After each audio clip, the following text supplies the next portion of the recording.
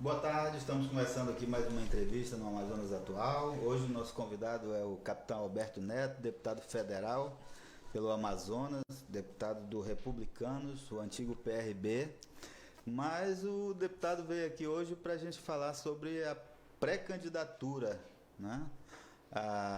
Tá certo mesmo, deputado, o senhor vai ser candidato mesmo ou isso ainda é uma questão para ser negociado, um balão de ensaio, como a gente costuma dizer? Valmir, primeiro quero te agradecer pelo convite de estar participando desse portal que é referência no nosso estado. Então, para mim é uma honra estar aqui conversando com a sua audiência, com seus seguidores. E nós já temos um acordo com a Nacional. O Republicanos tem um candidato, esse candidato sou eu. E é importante com essa nova formatação, que não tem mais as coligações proporcionais, cada partido ter o seu candidato. Então, por isso que tem um número muito grande de candidatos.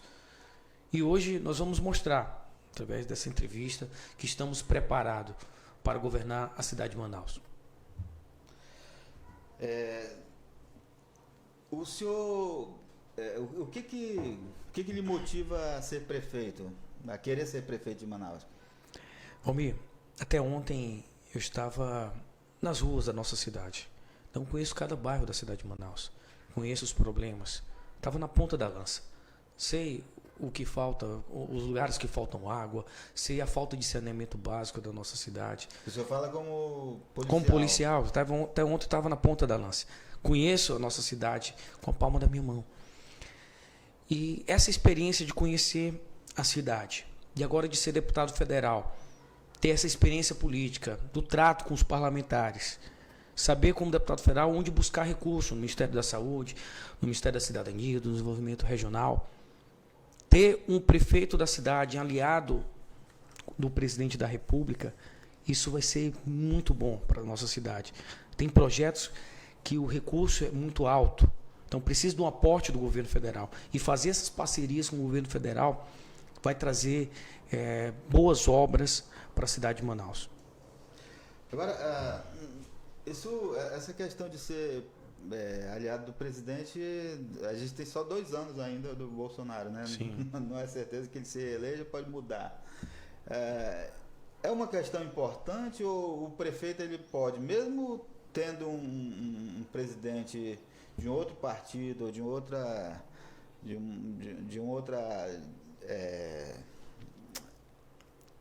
viés político. Sim, de outro viés, se for da esquerda, né? Não é possível você trabalhar para que o Estado tenha direito a recursos, né? Valmir, uma excelente pergunta. Por exemplo, o nosso presidente lançou um programa nacional para as escolas cívico-militares. E o atual prefeito de Manaus não quis receber esse programa. Um exemplo só. Que esse alinhamento contribui e ajuda a nossa cidade. Lógico que a tua capacidade de gestão que vai fazer a diferença. Saber que com pouco recurso nós podemos fazer muito.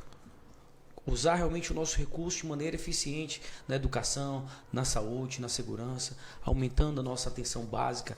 Saber que tem recursos da saúde que não estão sendo aproveitados na nossa cidade. Isso sim faz a diferença. A questão do alinhamento com o presidente é um fator positivo. É um fator positivo que pode ajudar em trazer grandes obras para a nossa cidade. Eu digo isso porque, por exemplo, quando o Ceará teve o problema na segurança pública no ano passado, a presidência da República prontamente ajudou, né, o Ministério da Justiça e Segurança Pública, o governador que é do PT. Então, perfeito. Isso não é um problema. Não, posso falar que é um fator positivo, mas o presidente tem que fazer o seu papel, independente de filiação partidária. Ele é governante do nosso país e não de um partido político. Exato. Agora, o que na sua opinião, a cidade de Manaus mais precisa, o que um prefeito precisa fazer que não se tem feito até agora? Nós temos 2 pontos que eu diria que é uma vergonha da nossa capital. Uma é a cobertura da atenção básica, que vem piorando a cada ano. Nós temos hoje 36,9% de cobertura de atenção básica. Isso pode ser ampliada ano após ano com recurso federal. É possível isso. Manaus só tem apenas um hospital. A Prefeitura de Manaus é responsável apenas por um hospital, que é a nossa maternidade, Moura Tapajós. Então, a capital, em relação à saúde, ela pode, utilizando o recurso federal, pode ser ampliada. Manaus pode ter, dar uma contribuição melhor. E essa pandemia ficou muito claro como a nossa saúde é precária. O outro ponto é a questão do saneamento. Saneamento básico é água, é esgoto, é drenagem e é resíduo sólido. Nós só temos hoje 14% de saneamento básico na cidade de Manaus. É que o lixo está indo para os nossos igarapés. Quando chove, alagamentos e o lixo vai para dentro da casa. Isso traz doenças. Cada dólar, por exemplo, $1 investido em saneamento básico, nós economizamos $4 na saúde. Então, esses dois pontos, que são números pífios da cidade de Manaus, precisam ser recuperados. São os pontos mais graves.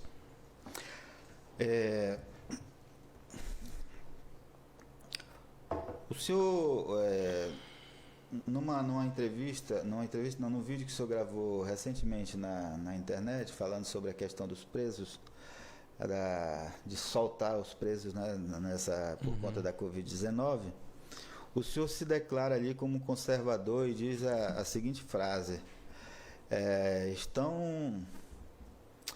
vivemos um novo momento em que os conservadores têm voz nesse país. O que é um conservador? Vamos dizer que é um cidadão que está preocupado com os valores da proteção da família. São valores que muito tempo foram esquecidos. Há uma trama, até nas programações de TV, em colocar a família tradicional como antiquada. E esse momento que nós vivemos é o momento da valorização dessa família, de valores cristãos que foram esquecidos. Então, hoje, nós podemos falar isso abertamente. Anos anteriores, quando se falava em proteção da família, em valores cristãos, a pessoa era tida como preconceituosa, como antiquada, e isso tem mudado, né? Então, a democracia permite que você que tem esses valores possa se pronunciar, possa ter voz, possa ter representação. E isso é importante. Em relação aos presos, Valmir, eu tenho denunciado... Eu queria entrar nessa questão só depois. Eu queria discutir mais a questão da família tradicional. Porque, na minha opinião, isso é só um discurso que foi utilizado para tentar ganhar a eleição em 2018. Essa questão de que a família é isso, a família é aquilo. Por exemplo, a gente teve um caso agora recente da deputada Flor de Lis, né, acusada de matar o marido. Tem vídeo dela circulando nas redes sociais, na defesa da família. Ela era vice-presidente da Frente Parlamentar Evangélica no Congresso Nacional, entendeu? Então, muitas vezes isso não passa de um discurso. Valmir, bandido tem no espiritismo. Nós vimos o caso lá do João de Deus. Nós temos bandido na Igreja Católica e tem bandido na Igreja Evangélica. Então, pessoas de mau caráter, né, criminosos, tem em todo o ramo, na polícia, na medicina, né, na advocacia. Isso precisa ser combatido. Uma coisa não pode anular a outra, né, porque a deputada que está sendo investigada por crime de homicídio possa falar por todas as famílias brasileiras, por todas as pessoas que entendem que a participação, que a família tradicional merece ser bem representada, merece ser ouvida. Vamos então a essa questão dos presos. O Amazonas Atual foi o único site, eu acho, que deu uma matéria semana passada a respeito de uma investigação do CNJ que está investigando 4 magistrados do Amazonas, 2 desembargadores, né? Eu gosto até de colocar a questão do gênero aí, uma desembargadora, um desembargador e 2 juízes que estão sendo investigados por soltar presos considerados perigosos. Perfeito. Né? Nós demos essa matéria porque Inclusive sofremos alguma pressão para não dar a matéria, né? Mas acabamos dando essa matéria que repercutiu muito mal na sociedade, mal no bom sentido, mas é o nosso dever jornalístico de divulgar, né? E eu queria que o senhor comentasse um pouco sobre essa questão da soltura de presos com essa justificativa de que estavam correndo risco na cadeia de ser contaminado pelo vírus, né? Valmir, primeiro, parabéns pela tua coragem em divulgar, né, essa ação criminosa do nosso judiciário.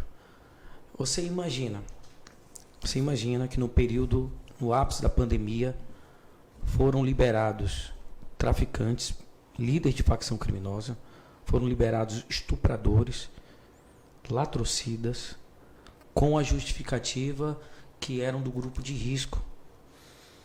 E eu tenho denunciado que tem, até a nossa Defensoria Pública tem solicitado progressão de pena antecipada com também a justificativa do coronavírus. Isso é uma grande canalice com a população amazonense. Se o criminoso foi preso e está pagando a sua pena, ele tem que pagar a sua pena até o fim. Não dá para antecipar uma progressão, não dá para liberar devido ao Covid-19, ao coronavírus. Existem procedimentos. O pai de família não parou de trabalhar no distrito, correndo o risco do coronavírus, em prol da nossa sociedade. Porque o preso que colocou uma arma na tua cabeça, que estuprou a tua filha, que matou um ente querido, vai ter esse benefício. É só criar procedimentos, e eu tenho fiscalizado, eu sou presidente da Frente Parlamentar do Sistema Penitenciário, e tenho fiscalizado de perto. Então, o Presídio do Amazonas adotou procedimentos, por exemplo, quando alguém é preso, ele fica em quarentena, né, por 40 dias até verificar se tem ou não o coronavírus. Depois ele vai ser distribuído nas celas. Os presos que têm algum tipo de sintomas já são isolados, tem atendimento médico dentro do presídio. O que mais eles querem?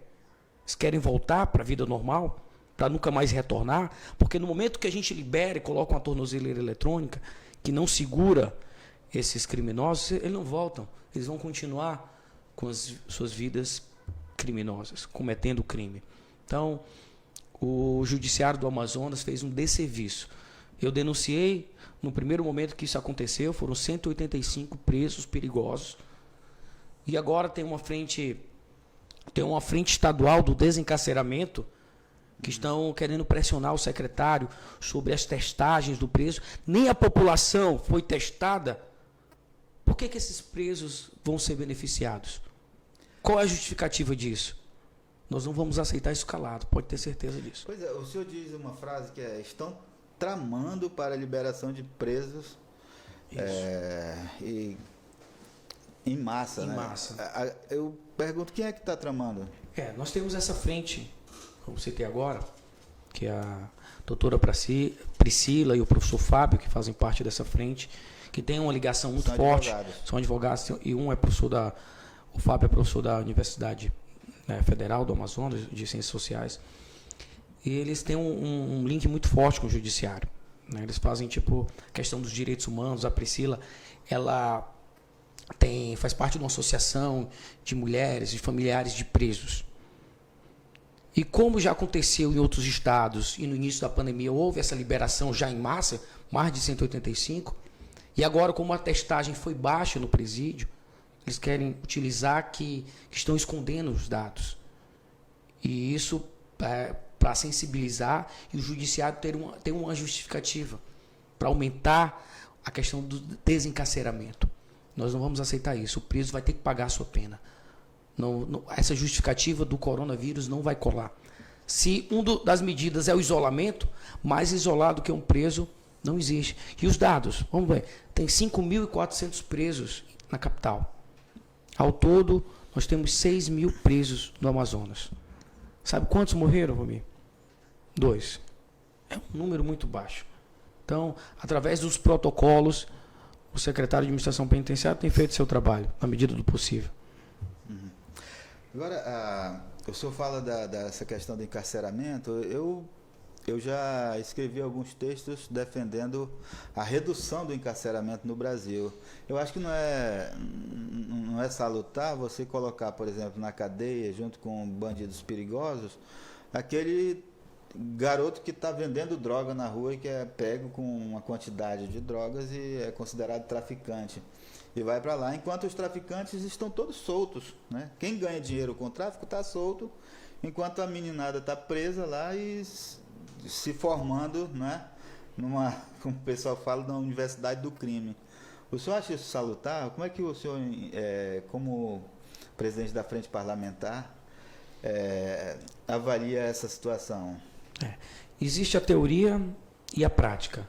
Na teoria, a lei de execução penal já pede, já ordena fazer essa diferenciação dentro dos presídios. Não pode um preso de alta periculosidade estar com um preso que cometeu um crime de baixo potencial ofensivo. Não faz sentido isso. Realmente isso contamina o processo até de ressocialização. As cadeias não podem ser centro, não podem ser universidades do crime. E eu tenho brigado por isso, e aqui no Amazonas nós temos uma falha muito grande, que não existe a polícia penal, que no ano passado nós conseguimos criar a polícia penal, que vai fazer a questão da segurança, a vigilância desses presos, para que as facções criminosas não utilizem a cadeia para arrecadar dinheiro. Hoje é isso que acontece. As cadeias viraram um grande negócio para as facções criminosas. Então, por que há massacres no presídios?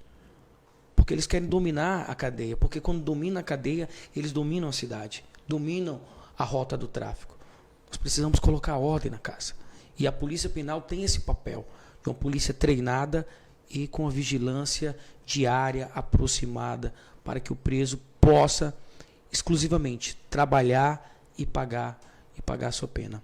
Esse sistema que o Amazonas adotou de terceirizar os presídios, né? A administração dos presídios, o senhor concorda? Tem duas questões aí. Existe o trabalho fim e o trabalho meio. A questão administrativa se pode privatizar, não tem problema nenhum. Questão de limpeza, alimentação, né? A questão burocrática, administrativa, na construção, ampliação. A questão administrativa pode ser privatizada. Mas o trabalho fim, que é a fiscalização e a vigilância dos presos, isso é inaceitável. Então imagina uma facção criminosa, tipo o Comando Vermelho, tipo a FDN, que eles já têm muito recurso, têm muito dinheiro, participam de uma licitação, compram uma empresa fantasma, uma empresa que já tem tempo de mercado, através de laranjas, e elas vão fazer a própria administração dos presos. Isso legalmente, isso é um perigo. Nosso Estado não está preparado para isso. E é muito claro, massacre do Compage de 2016, o Humanizare à frente, massacre do ano passado, ficou muito evidente que as empresas privadas não têm condições de fazerem a segurança dos presídios. Não só aqui no Amazonas, mas em todo o país. E eu tenho lutado por isso.